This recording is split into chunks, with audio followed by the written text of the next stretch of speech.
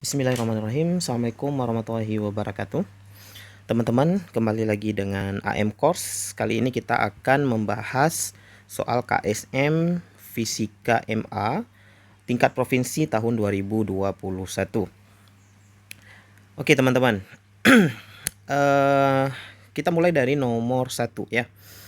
Di sini soalnya kita punya sistem katrol ya, ada dua katrol, yang satu diikat ke atap gitu ya, jadi katrol bebas, yang satu lagi katrolnya diikat ke tali yang ada di katrol pertama, jadi dia katrolnya bisa bergerak atau katrol bebas. Jadi satu katrol tetap, satu lagi katrol bebas. Nah, masanya ada M kecil bola dan ada M besar ya. Nah, M besar ini adalah balok ya. Jadi panjang balok, massa bola, massa balok masing-masing adalah L besar, M kecil, dan M besar. Massa katrol, massa tali, serta semua gesekan diabaikan. Nah, ini artinya kita mengabaikan tinjauan katrol ya. Artinya katrol tidak dianggap berotasi. Jika bola mula-mula ditempatkan sejajar dengan ujung bawah balok, maka waktu yang dibutuhkan agar bola sejajar dengan ujung atas balok adalah catatan M besar lebih besar dari M kecil dan katrol tetap pada posisinya. Nah, di sini teman-teman,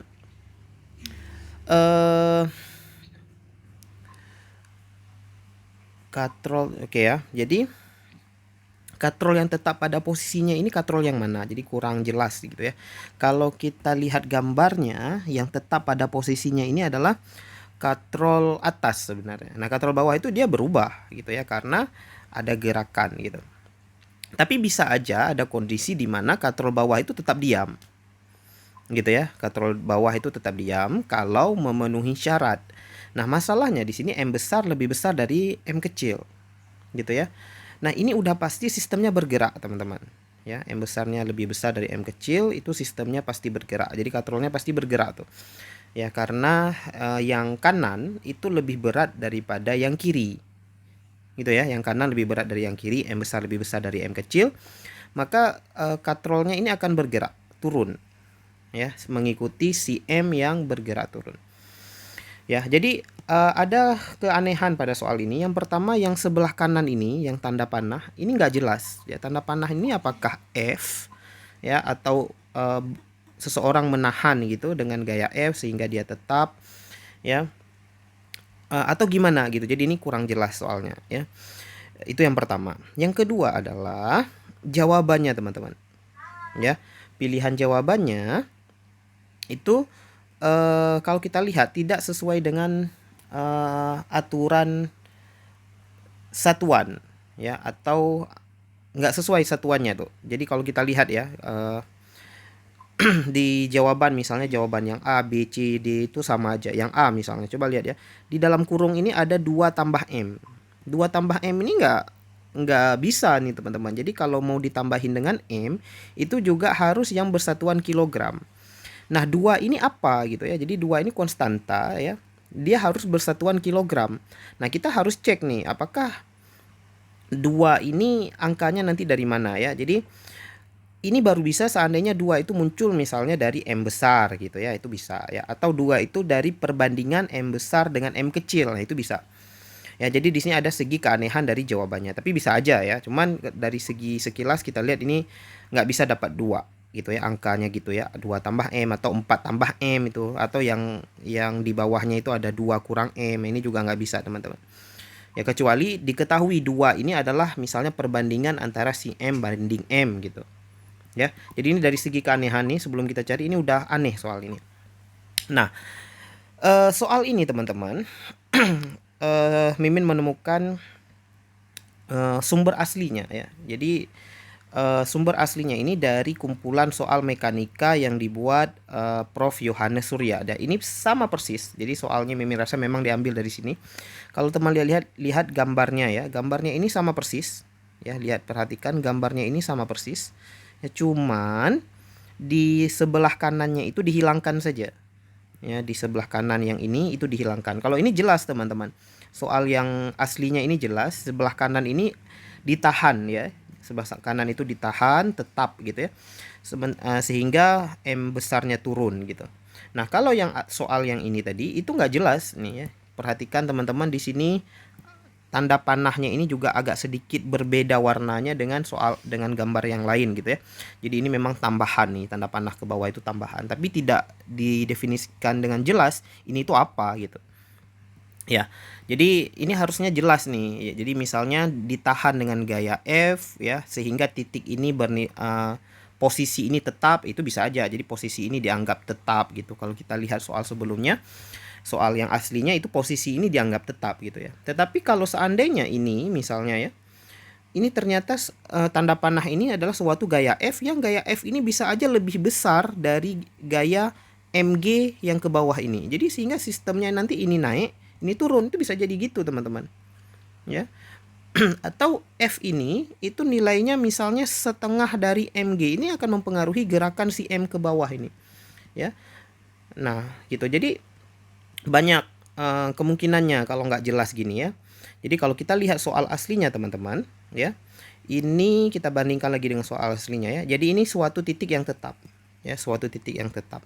Kemudian di dalam soal ini didefinisikan eta nih. Etanya 1,8. 1,8 ini adalah massa bola si M itu adalah 1,8 kali massa batang. Jadi M sama dengan 1,8 M besar. Sehingga kita bisa buat M per M besar sama dengan 1,8. Nah, ini boleh nih teman-teman. Jadi kalau ada perbandingan begini, jawabannya bisa dalam bentuk angka. Nah, perhatikan teman-teman, di sini jawabannya ada T-nya ya, gini. 4 tambah eta, 2 kurang eta. Ini bisa begini teman-teman, karena eta itu adalah perbandingan tadi. Ya. Nah, gitu. Jadi soal sebelumnya ini susah kita nih. Nah, kalau kita menganggap soal ini ya, yang kanan ini titik tetap ya, ini titik tetap. Nah, gitu ya. Titik tetap, sehingga yang bergerak itu si M besar ke bawah, M kecil ke atas. Nah, kita anggap seperti itu. Ke atas ini katakanlah A1, ke bawah ini A2. Nah, ini kita bisa cari ya, tetapi jawabannya tidak akan berbentuk seperti ini nanti teman-teman. Jawabannya itu tidak akan berbentuk seperti ini. Teman-teman silakan coba ya.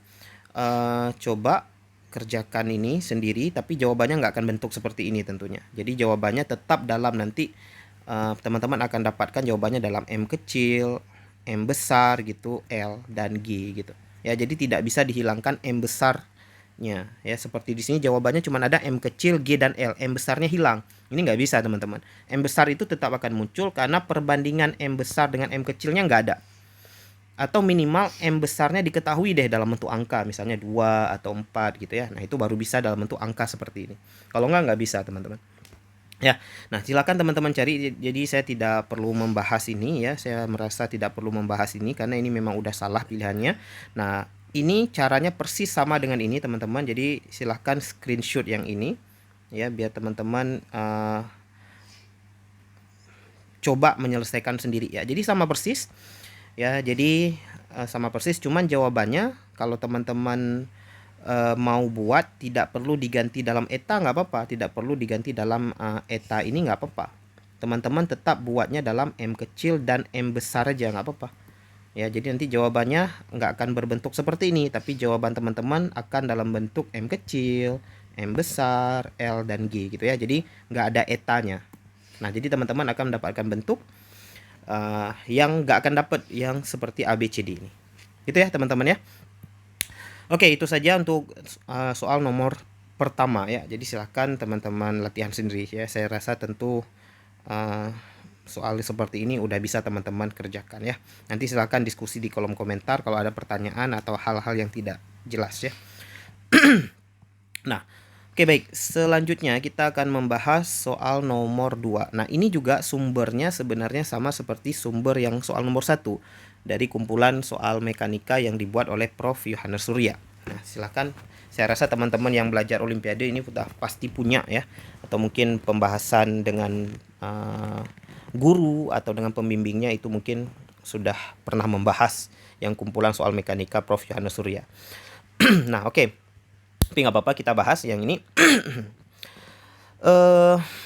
Nah, ini juga sebenarnya ada soal aslinya, cuman di sini agak diubah sedikit, soalnya diubah sedikit. Kalau yang ini jawabannya ada ya. Anggap wahana tersebut, di sini ada wahana gitu ya. wahana tersebut terdapat sistem lencur, ya. Papan berbentuk balok meluncur dari ketinggian H. Nah, H-nya di sini 5,4 meter pada sebuah bidang miring seperti pada gambar. Ketika sampai di dasar bidang miring, balok melanjutkan perjalanan pada lintasan setengah lingkaran yang berjari-jari 0,5 H. Jika gesekan antara balok dan lintasan diabaikan, kecepatan balok ketika berada di titik tertinggi lintasan setengah lingkaran adalah kecepatan balok ketika berada di titik tertinggi lintasan setengah lingkaran adalah. Nah, oke, jadi di sini ya.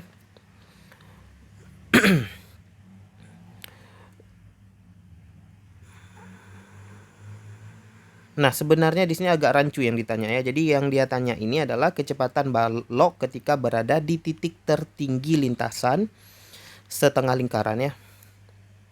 Nah, jadi di sini nih kalau kita lihat gambarnya itu titik tertinggi setengah lingkaran itu yang ada di gambar itu di sini, teman-teman.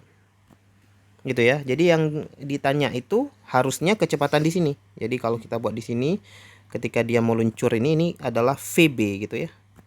Ini adalah VB-nya. Nah, tapi kita cari dulu ya, apakah yang dia maksud ini VB apa bukan. Kita cari dulu lah. Nah, untuk mencari VB ini sangat mudah gitu ya. Kita tinggal tinjau yang pertama energi ya. Energi mekanik di keadaan pertama. Keadaan pertama ini dia di puncak ya, harusnya di A. Kita anggap dia posisi pertamanya itu adalah di A. Energi mekanik di A sama dengan energi mekanik di B gitu ya. Di A dia meluncur dari keadaan diam karena nggak dibilang dalam soal ada kecepatan awal gitu ya. Jadi energi kinetik di A itu pasti 0. Kemudian energi potensial di A ya. Di titik B dia punya ketinggian tentunya ya. Di sini ini adalah HB-nya. Maka ada energi kinetik di B, ada kecepatan B tadi ya, dan ada energi potensial di B. Oke, kalau kita ganti berarti EPA, IKA udah 0, EPA-nya adalah M kali G kali H. IK di B itu adalah setengah kali M kali VB kuadrat. Ditambahin EP di B itu adalah M kali G kali HB. Ketinggian titik B ya. M-nya coret aja semua ya. Maka kita sisanya GH sama dengan setengah VB kuadrat ditambahin GHB. Nah, HB itu kalau kita buat ketinggiannya HB itu adalah R. Ya. R jari-jari ya tentunya, R ditambah R sin theta. Ya. Tahu ya dari mana teman-teman? Jadi HB itu kalau kita bagi 2, HB itu kalau kita bagi 2, yang ini itu adalah R. Kemudian yang ke atas sini itu adalah segitiga ini, lihat ya. Jadi sudut di sini ada jari-jari ya, yang mereng itu jari-jari, berarti yang di sini adalah R sin theta gitu ya. R sin theta. Jadi ketinggian HB itu adalah R ditambah R sin theta. Gitu ya. Itu HB-nya, ketinggian titik B. Berarti kalau kita buat lebih bagus, di sini jadi GH, atau kita kaliin 2 aja semuanya teman-teman ya, biar setengahnya ini hilang. Jadi kalau kita kali 2 jadi langsung 2GH ya. 2GH jadi VB kuadrat tambah 2GR, R-nya dikeluarin aja, jadi di dalamnya tinggal 1 tambah sin theta. Nah, kita biarkan begini aja. Oke, gitu ya.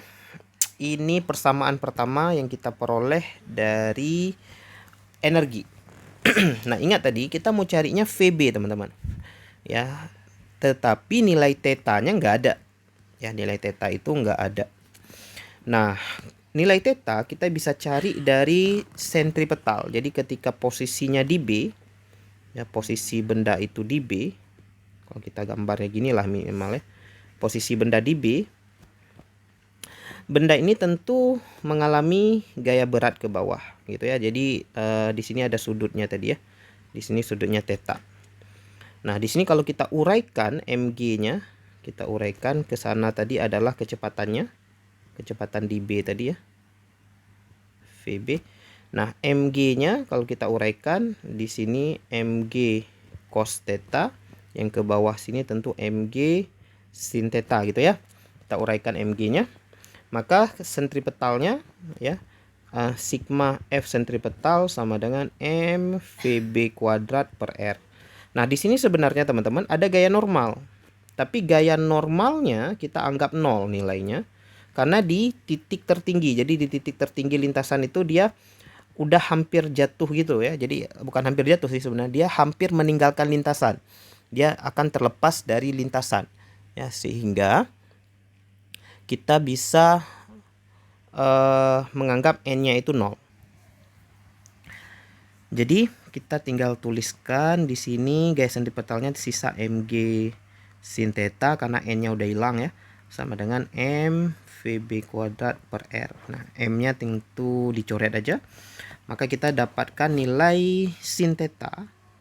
Nilai sin theta-nya sebanding dengan VB kuadrat per GR. Gitu ya. Nah, ini kita anggap persamaan 2. Nah, kita tinggal substitusi. Substitusi 2 ke 1. Ya. Maka kita peroleh 2GH sama dengan VB kuadrat ditambahin 2GR 1 tambah sin tetanya kita ganti VB kuadrat per GR. Gitu ya. Ini tinggal kita kalikan ke dalam berarti ya. Kaliin ke dalam jadi VB kuadrat, di sininya 2GR ditambahin 2 VB kuadrat ya. Ini tetap 2GH. Kemudian berarti di sebelah kanan itu 3 VB kuadrat gitu ya. Kemudian di sebelah kiri, di soal tadi teman-teman diketahui bahwa jari-jarinya 0,5H gini ya. Nah, ini jari-jarinya 0,5H nih. Ya, di atas. Berarti kita tinggal tuliskan gini. Jari-jarinya 0,5 berarti gini. 2G H kurang R. Kan gitu ya. Jadi 2GR itu kita bawa ke kiri.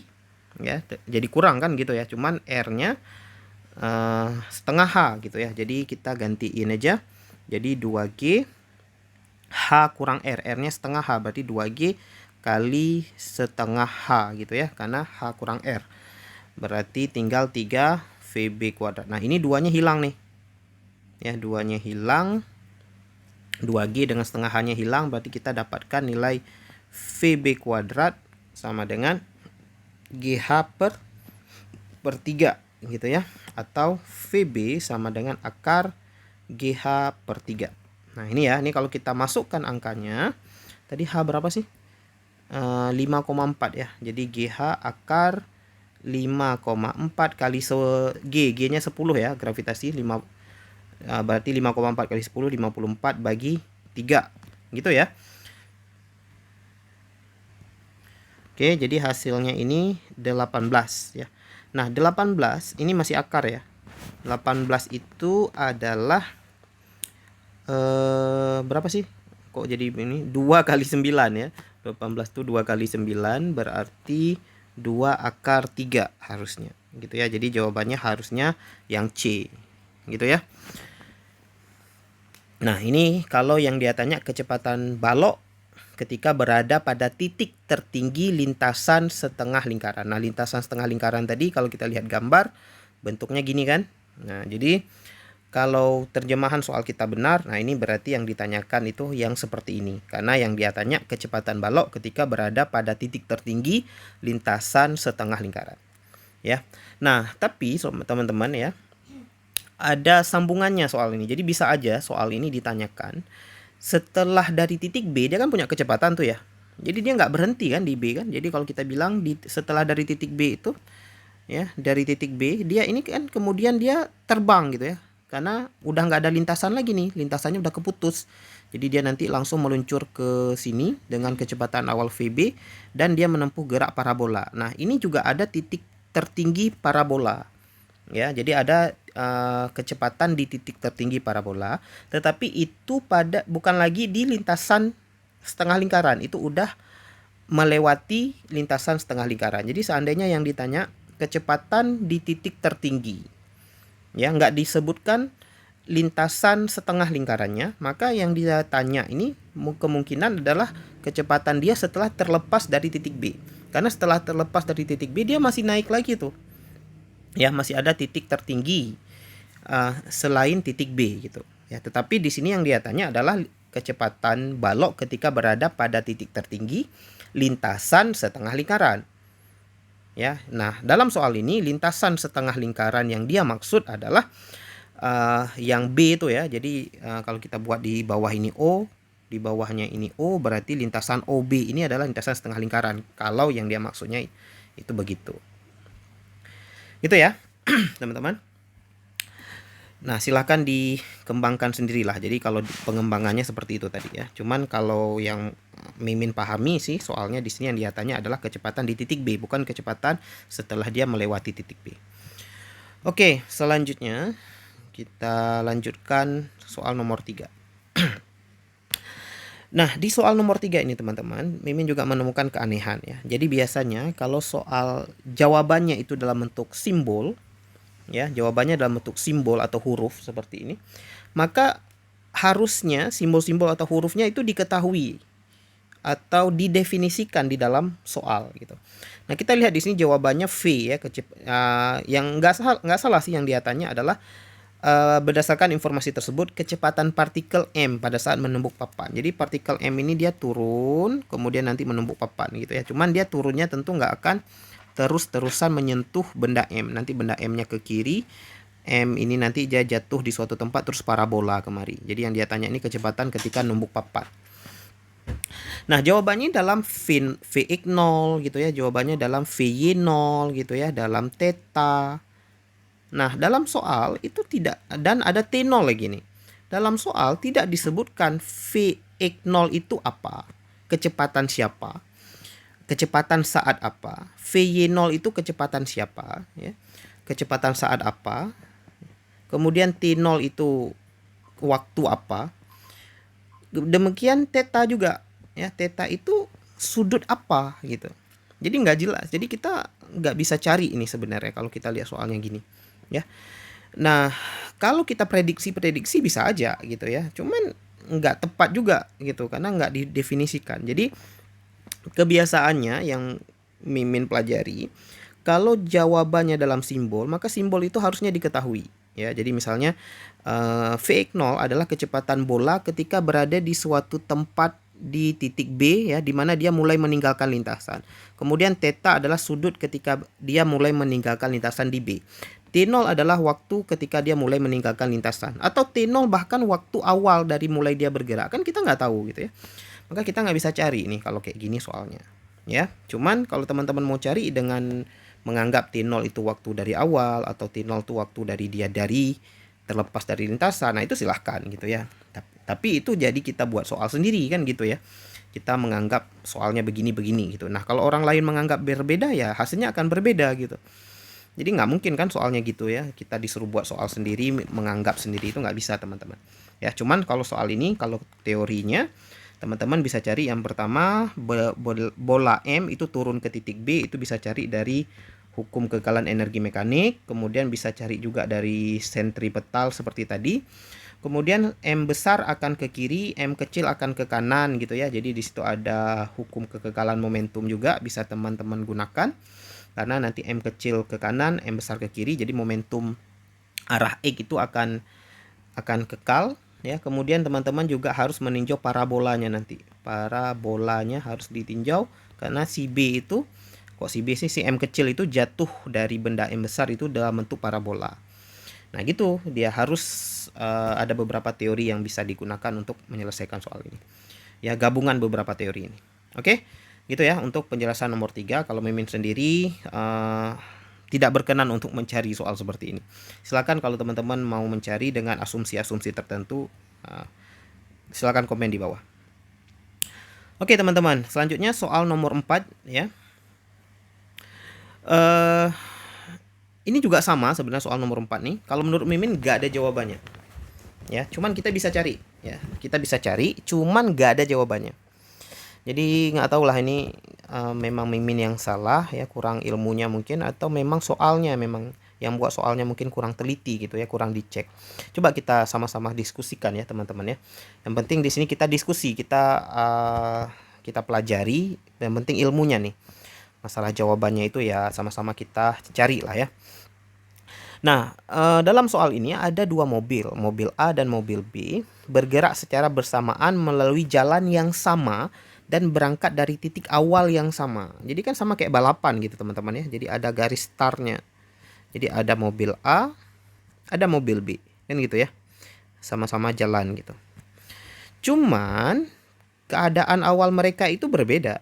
Kalau kita lihat grafiknya, kecepatan awal si A V0-nya itu dia 2 meter per second. Sementara kecepatan awal si B itu 4 meter per second. Jadi awalnya si B itu lebih cepat daripada si A. Gitu ya kalau kita lihat kurvanya. Nah, di soalnya itu gini teman-teman. Kalau kita lihat kita lihat grafiknya atau kurvanya. Mobil B itu garisnya lurus saja. Artinya apa? Mobil B itu dia bergerak secara kecepatan konstan, berarti GLB. Sementara mobil A kecepatannya itu berubah, berarti GLBB. Kan gitu ya. Jadi meskipun si B lebih cepat awalnya daripada si A, ya, tapi si A digas ya. Si A itu ngegas dia. Jadi si A akan pelan-pelan makin cepat, tapi si B kecepatannya konstan. Ya, sehingga si A akan menyusul si B. Jadi di suatu tempat di depan, ini nanti di suatu tempat di depan, si A akan menyusul B. A akan menyusul B. Gitu ya. Ketika nanti kecepatannya udah makin lama makin cepat ya, si A suatu saat pasti menyusul B. Nah, dalam soal katanya gini. Ini kan si A makin cepat kan? Kecepatan di sini VT-nya kita nggak tahu. Yang pasti VT-nya di sini lebih cepat dari si B yang 4 meter per second. Karena si B GLB, jadi kecepatannya pasti masih sama. Ya cuman VT di sini kita perkirakan dia pasti lebih besar dari si B. Karena dia udah bisa menyusul kan gitu ya. Nah di soalnya dilanjutkan. Jika setelah menempuh jarak 60 meter, mobil A melambat. Ya jadi si A ini nggak selamanya digas. Ternyata dia juga akhirnya melambat. Dengan perlambatan yang sama dengan percepatan ketika awal perjalanan. Jadi mobil A ini awalnya kan digas ada percepatannya ya. Kemudian setelah jaraknya 60 meter, dia direm. Ya, dengan perlambatan yang sama dengan percepatannya. Kapan dan di mana mobil B berhasil menyusul mobil A kembali? Nah, jadi di sini nanti mobil A lama-lama ternyata kecepatannya turun. V-nya turun. Kalau turun kan makin lambat ya. Berarti suatu saat di depan B kembali menyusul A. B menyusul A lagi nih. Jadi nanti si A sampai sini, si B juga akan sampai sini gitu. Jadi si B menyusul A. Bisa aja si B menyusul A saat si A udah diam gitu, udah direm sampai berhenti, atau bahkan lagi proses rem. Bisa aja kan? Nah, yang dia tanyakan ke sini kapan dan di mana mobil B berhasil menyusul mobil A. Jadi jarak yang dia tanya itu dari sini kemari nih. Kapan dan di mana? Berarti kan yang dia tanya itu S ini berapa? Ya. Jaraknya berapa dan waktunya kapan gitu T. Gitu ya. Nah, ini kan ditanyanya dari posisi awal ya, teman-teman ya, dari posisi awal. Jadi dari awal sampai akhir itu jaraknya berapa, waktunya berapa. Nah, kalau kita perhatikan soal ini teman-teman, daripada kita tinjau si A ini awal GLBB deh ya. Pertama digas, terus direm, ini repot nih. Mending kita cari S dan T-nya dari si B aja. Ya kan? Kan si B GLB nih.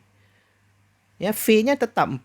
Jadi S dan T kita cari aja dari si B. Jadi cara paling mudah mengerjakan soal nomor 4 ini teman-teman adalah dengan cara cek jawaban. Ya, kita cek aja jawabannya melalui mobil B gitu ya. Karena ketika menyusul itu pasti S-nya sama. Ingat teman-teman ya, syarat menyusul itu SA sama dengan SB. Mau keadaan menyusul yang pertama, si A menyusul B, atau si B menyusul A yang kedua. Jadi sama aja. Jadi kita cek aja S-nya itu dari si B. Caranya gimana? Cek jawaban. Misalnya yang A gitu ya. SB-nya kita cek ya. Dalam soal dalam jawaban udah ada tuh. waktunya 11 second, jaraknya 130 meter. Berarti S itu kan V kali T ya. V-nya 4, ya, T-nya kita pakai 11 karena dalam jawabannya 11. Nah, apakah ini akan menghasilkan 130?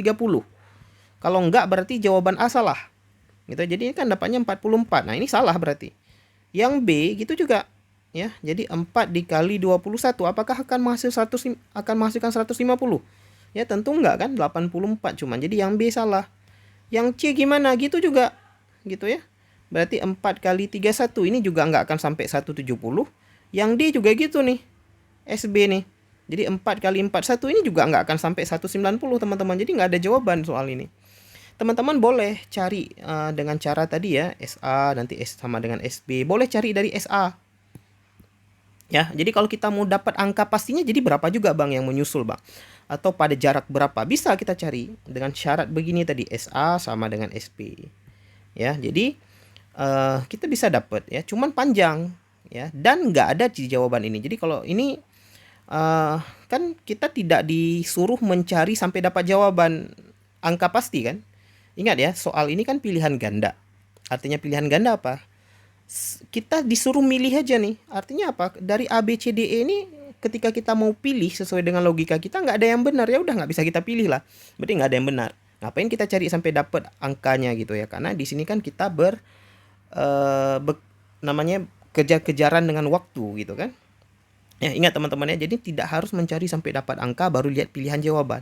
Teman-teman bisa mengeliminasi pilihan jawaban saja untuk mendapatkan jawaban gitu ya. Nah, ternyata ketika kita mengeliminasi pilihan jawaban nggak ada jawaban yang benar gitu ya, udah nggak usah dicari lagi.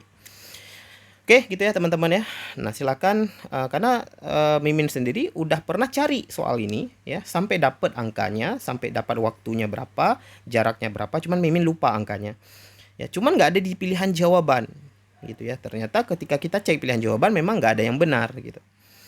Oke, gitu teman-teman. Insya Allah kita lanjutkan soal-soal yang lainnya di waktu yang lain ya. Semoga bermanfaat. Kita akhiri, silahkan komen di bawah kalau ada yang bertanya atau hal-hal yang ingin didiskusikan. Kita sama-sama belajar di sini. Kita akhiri, alhamdulillahirabbil alamin. Assalamualaikum warahmatullahi wabarakatuh.